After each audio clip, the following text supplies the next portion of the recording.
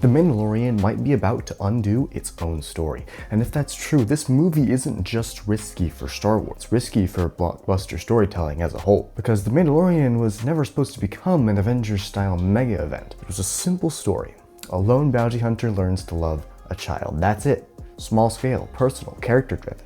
But somewhere along the way, the show changed. Grogu left and then came back off screen. Din completed an emotional arc, and now the trailers suggest we might be right back where we started. The Razor Crest is back. The cycler rifle is back. The vibe looks like season 1 again, but they're quipping like it's a Marvel movie. All of this raises a dangerous question. Is this movie continuing Din Djarin's story or resetting it? Because if Din already learned to love, and he already learned to let go, and he already reclaimed his identity as a Mandalorian, what exactly is left for him to become? That's what we need to talk about. As a massive Star Wars fan, I am super excited for the upcoming Mandalorian movie. However, I am worried about what the storytelling in it might mean for the franchise and for big movies as a whole. The Mandalorian was conceived as a sort of adventure of the week kind of story. It wasn't meant to be a huge galaxy-spanning, interweaving 7 shows and 3 movies and culminating in an Avengers-style team-up. But that's kind of what it became. When The Mandalorian shows up in Book of Boba Fett, I loved it, but I do think that they made a huge mistake, and that was bringing Grogu back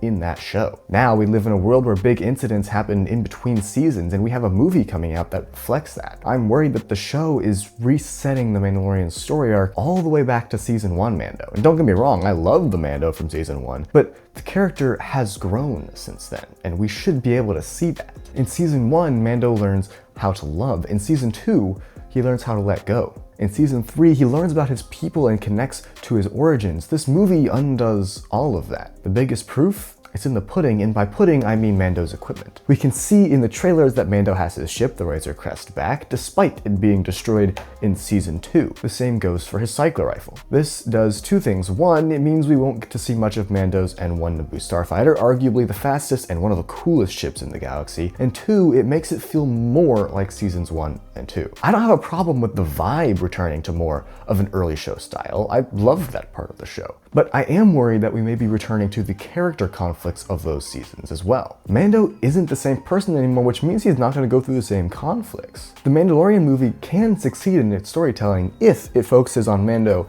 as a father. Not as a bounty hunter, not as a caretaker, but as a father. Mando needs to learn about the struggles that come with fatherhood and actually caring about and for a child. We see certain scenes of that in this new trailer, some very common and relatable dad moments. My favorite line from the trailer is when Mando says, "He will live centuries after me.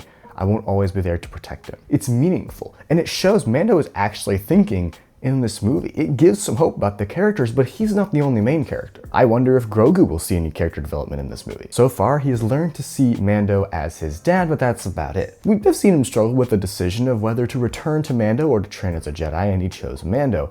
Yet, we see him using the Force in multiple places in these trailers. Is Mando gonna try and teach him? What is the relationship between Mando and Grogu? They are the namesakes of this film, after all. The trailers show that this time around, Grogu is a lot more expressive. I think it works, but I won't know until the movie comes out. In the end, this movie needs to succeed. Disney and Star Wars both need a win. But so much of that will depend on if this movie can land its story. It can't just be a generic adventure, a random job that they perform for the New Republic. It has to examine who Mando is, who Grogu is, and most importantly, who they are to each other. Characters are interesting, not plot. I have so much hope and excitement for this movie. For myself, I'll be satisfied with just a fun adventure, but for non-super fans, they're gonna need a story that speaks to them. A story that reminds them of the tenets of the Star Wars franchise, of hope, of family, and of the good in everyone. I'm excited to see if this movie can do that. I've been Judah Eiler from Truvy Radio. If you enjoyed the video, make sure to hit that like button, as it's huge for the growth of the channel. If you do that, if you want more YA character and adaptation analysis, hit subscribe. Comment your favorite scene from the Mandalorian TV show, and I will see y'all in the next one. Farewell, friends.